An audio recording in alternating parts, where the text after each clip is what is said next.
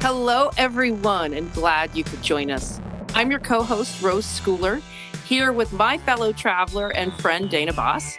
This podcast, Lead Up, focuses on the intersection of leadership and management with real life. Managing a team and leading a group can be super lonely and really demanding at times, and we see you and we celebrate you. So come hang by the virtual water cooler with two very different perspectives on this topic. Mine, a 30-year career at Intel, ending as a corporate VP, and Dana with a long career in management and leadership development in many different industries. So welcome to Lead Up, and thank you for joining us.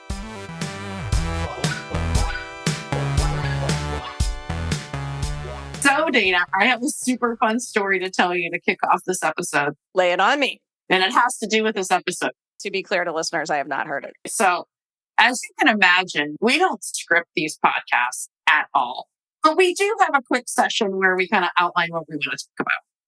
So, can I tell you what I did this time? Oh, Lord. Tell me.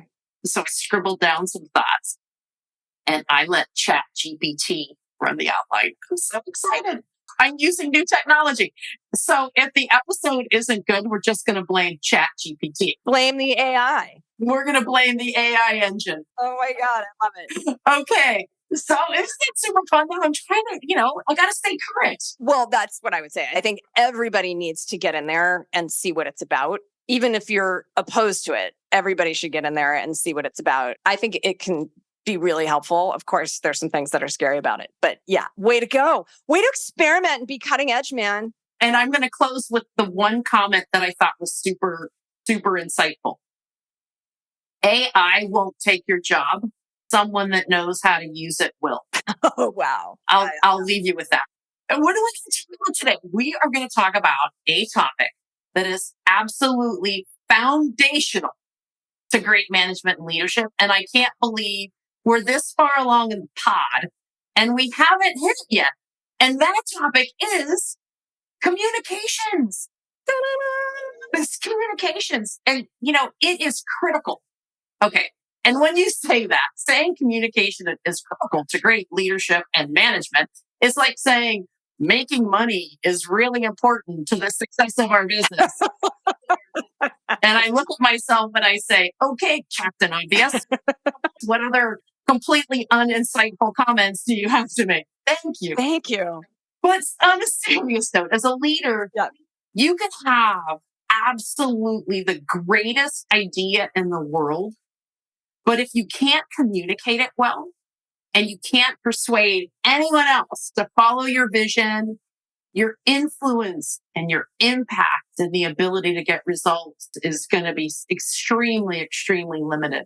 Important topic because it's also, from what I've seen working in so many different organizations, so many different types of managers and leaders, it's one of the more tiring aspects of the job. Yeah. Managers and leaders, understandably, can get really tired out by the communication side of the job because they feel like they've said something clearly. And then people will say they either haven't heard about it or that they're not clear on it or this or that. And that's tiring even for someone who has a natural talent for communication, let alone someone who that's not their happy spot anyway. They'd rather just have their head in the technical work and not have to worry about all this communication stuff. So it's one of the more tiring and challenging aspects of a manager and leader's job. But to your point, it is absolutely fundamental to success.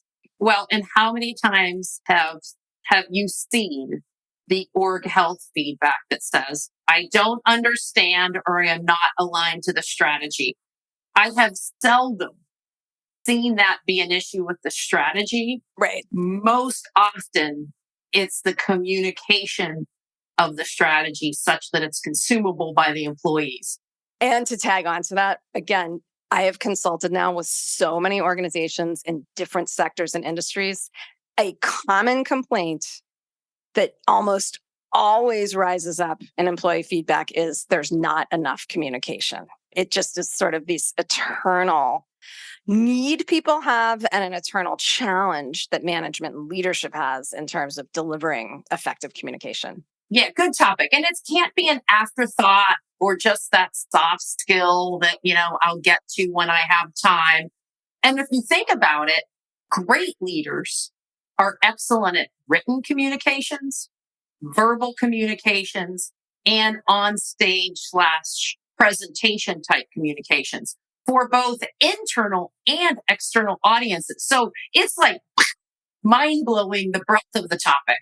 Yes. Although, just to keep it real a tiny bit, a lot of those great leaders have people who write a lot of stuff for them.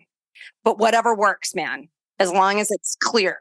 So can I hit that super quick? Yeah. Because let me just say, for a long time, I haven't been the original generator of hardly any of my communication content for the last 20 years of my job. Right. What I will tell you is there wasn't a single written or presentation created that I, as a leader, didn't have a significant hand in editing, preparing, and to present, which is a good learning. So you may be early hot take number one. It can't be a completely hands off activity. Right.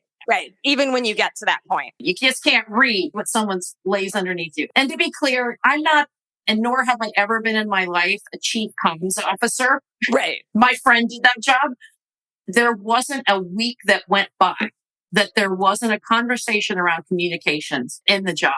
And I think the research supports that. There was a Watson Wyatt study that showed a 47% higher return to shareholders. Think about that number, 47% higher shareholder return for companies with effective communication processes and practices. And then the International Journal of Business Communications highlighted the positive impact of leadership communication on employee satisfaction and turnover. So it had positive cultural impact and positive business impact. So Dana, I pose a question to you. Okay. When I say communications, just like, how like that instant response, I say communications, you say, what's your response? What's my response? Well, besides this topic is always a hot spot wherever I work and that it's tiring. I've already put those out there. There's this metaphor we often hear about we want everyone in the organization kind of rowing in the same direction. Yeah, and I just don't know how else you get there without regular, consistent communication. So again, it's similar like the last episode when we said building psychological safety is not a one-off. Yeah. Communication's not a one-off. And you just brought up also like how your job as a VP and owner of a massive P&L business unit, communication was always an agenda topic. I would just say it's not a one-off. It needs to be intentional, and you don't get everybody rowing in the same direction without it. Yeah, I love that. And I think we also should acknowledge, and I mentioned this earlier, there's internal communications. There's keeping the team informed, aligned, motivated, highlighting success stories to build momentum, discuss the challenge of sharing unfortunate news. We hit that in the Mr. Musk Goes to Twitter episode when we talked about how some of the layoff information and news was shared. So that's kind of all internal communication. And then the external communications around press releases, customer interaction, product launches. Those are all communication methodologies, and they're all important. But today, I think just to keep this topic manageable, let's talk about the criticality of communications for leaders and managers internally. Fair?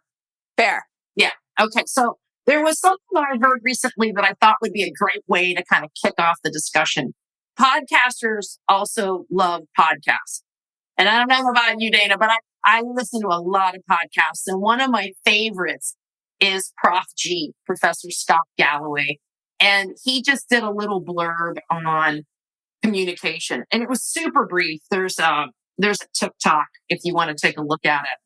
But his comment, his story was around his dad taught him that communication is always with the listener.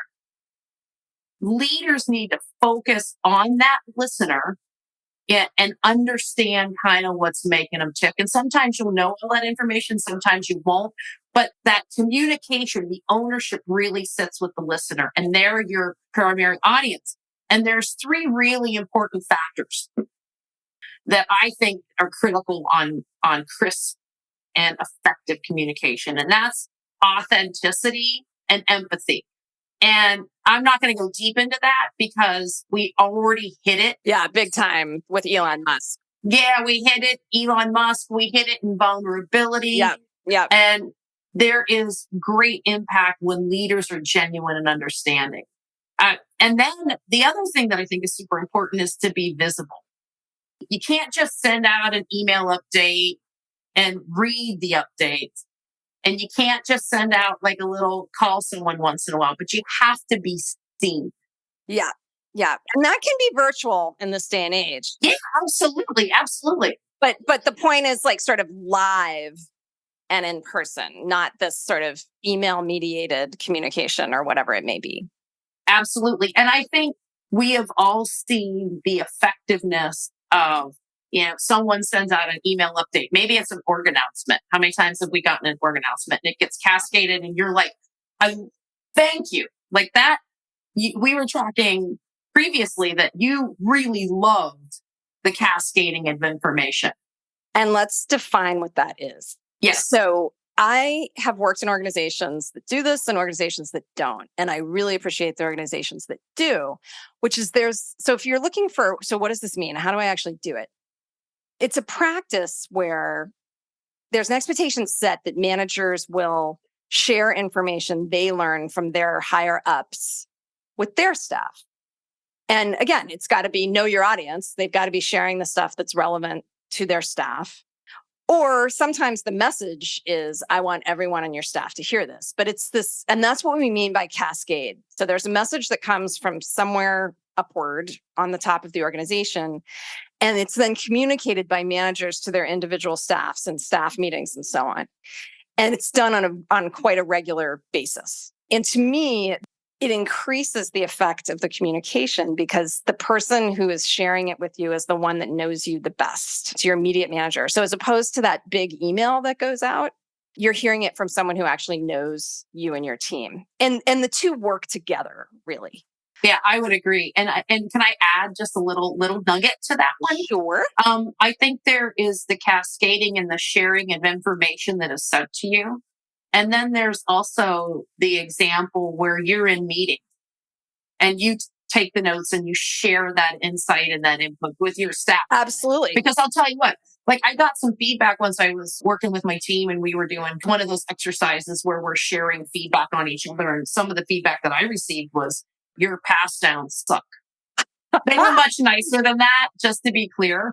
But they were like, I feel like we're not getting all the information because I'm on other people's staff meetings and they get more pass downs than I get from you. And so let's be clear, pass downs are what we mean by the messages that you heard and that you're now sharing with your staff. So cascading information, sometimes that's called pass downs. And yeah, like your staff's basically saying like, listen, we know what other people are being told and you're not sharing everything with us. That's right. I had to be really intentional to not just hit the forward button because if it's in an email, it goes back to that visibility. The forwarding of the email takes 5 seconds. The visible communication to your team and providing the context around the discussion is, I think, what's incredibly important in terms of factor of communication. And then the final one that I would hit is it's got to be two-way. Communication isn't about verbally spewing information at an audience. You have to emphasize the importance of listening. Yeah. And you have to listen to learn versus listening to respond. And we can go super deep on that. Yeah.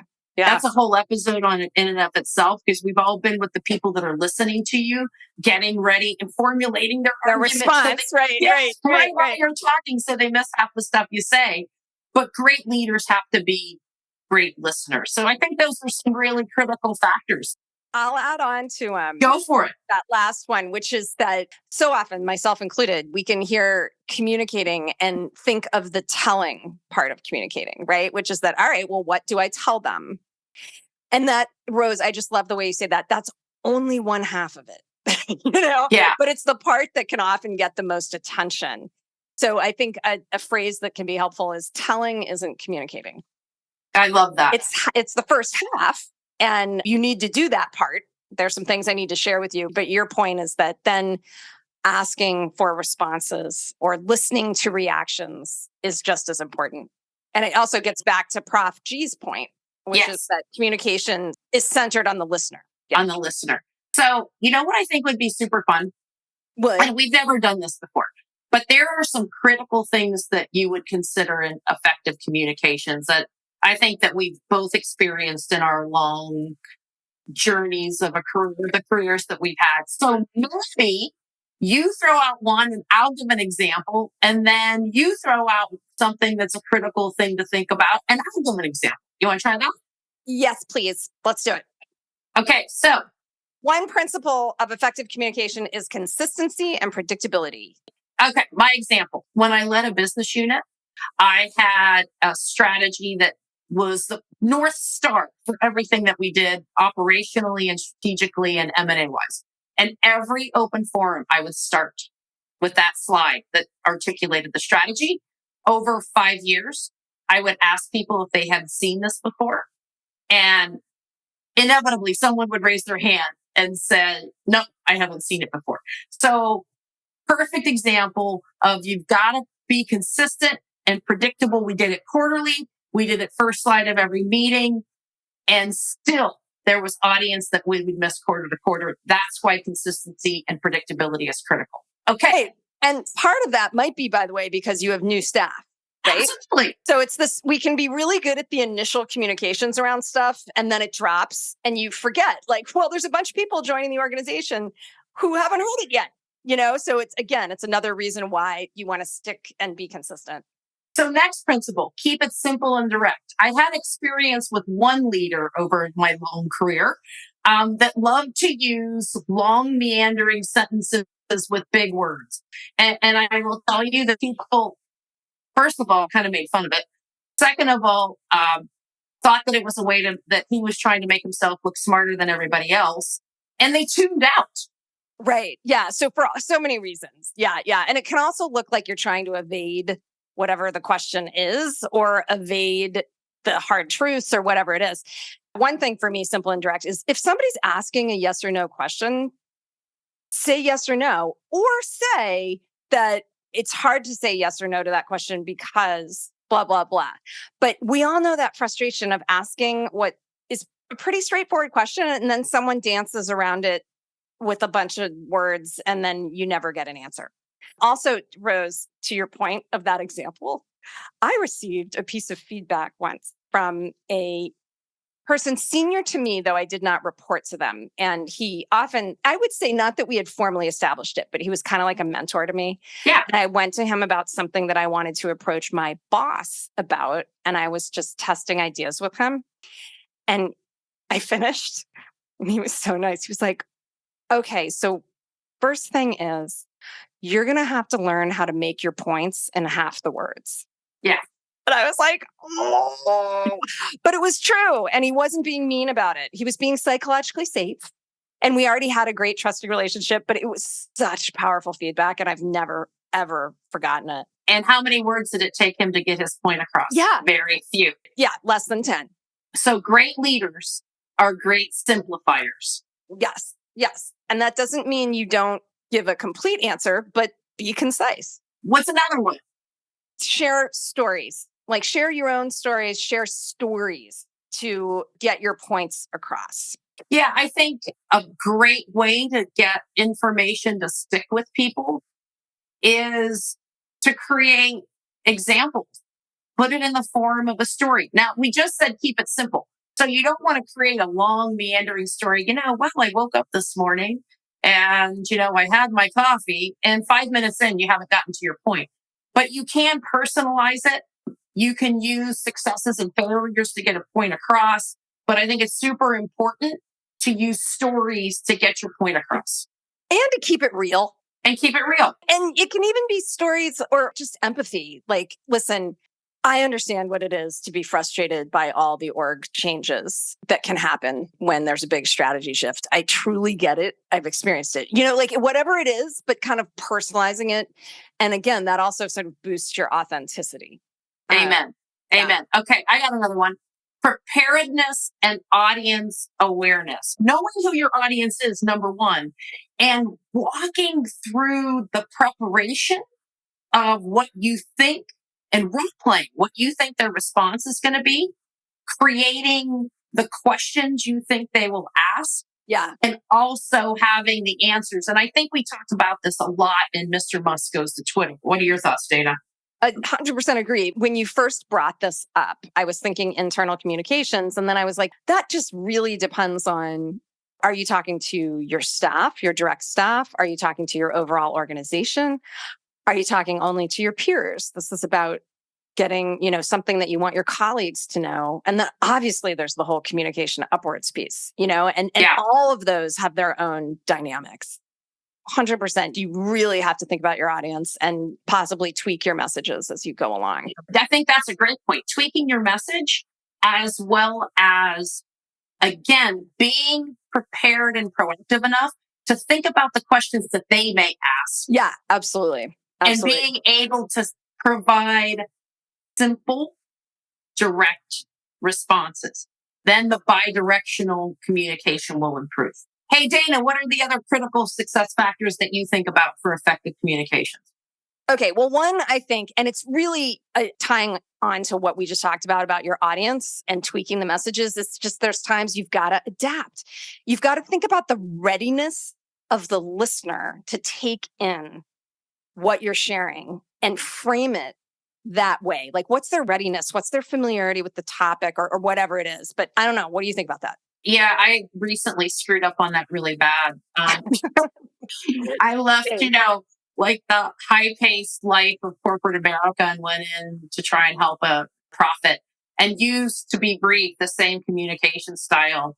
And it was just woefully a mismatch. So I had to learn to adapt, and it came with apologies and it came with vulnerability, but I had to adapt. And then the last thing that I would say is, as a leader, your actions speak louder than your words. Your say-do ratio has to be really high. I've said that before. You can't just say the communication. You have to take the action. And don't forget, it's two-way: listen, respond, and follow through. So just to summarize, critical things: consistency, predictability, keeping it simple, preparation and audience awareness, actions that speak louder than words, adaptability to the audience, and tie in some storytelling to really make it hit home. Okay. Hot take. Hot takes, darling. What are your hot takes for this episode? Okay. So I'm just going to loop back to the fact that I mentioned at the beginning, which is can be one of the more tiring aspects of a leader and manager's job. And it's one of those that we have to recognize, if we took on the role, then we need to do it. And for some of us, that might feel more comfortable than others. But I know personally, like my journey, I like to move fast. And I'm also a quick processor. And I struggle if I think the conversation's meandering or that there's not a clear end game. And there have been many times where that's gotten in the way of me being a communicator, because I don't display the patience and the listening that the moment requires. And so I just think, first of all, we're human, and the communication side of the job can be really tiring, but we are signing up for it if we take on the role. So what are going to be our ways to achieve the benefits that good communication can create for your organization and team? Okay, here's mine. Great leaders are great simplifiers. Yeah, I like that. Keep it simple. Explain the why. Be consistent. So I'm just going to pile on to what you said. I'm not going to repeat it, but consistency is critical. And then finally, I was about to say that it's a two-way street. Yes. But I would actually say it's a three-legged stool. Oh. You have to communicate, you have to listen, and you have to do.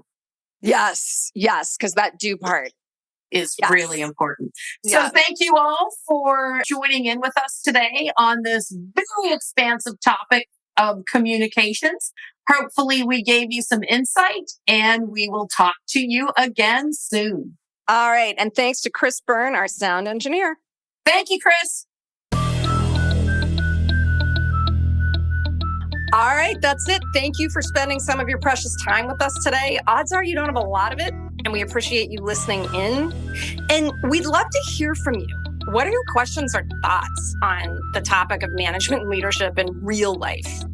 Send us an email. We will discuss your question or thought if you send it, and you can find our email on our podcast landing page. So until next time, cheers to all of you out there doing your best to deliver for your teams, your organizations, and yourselves.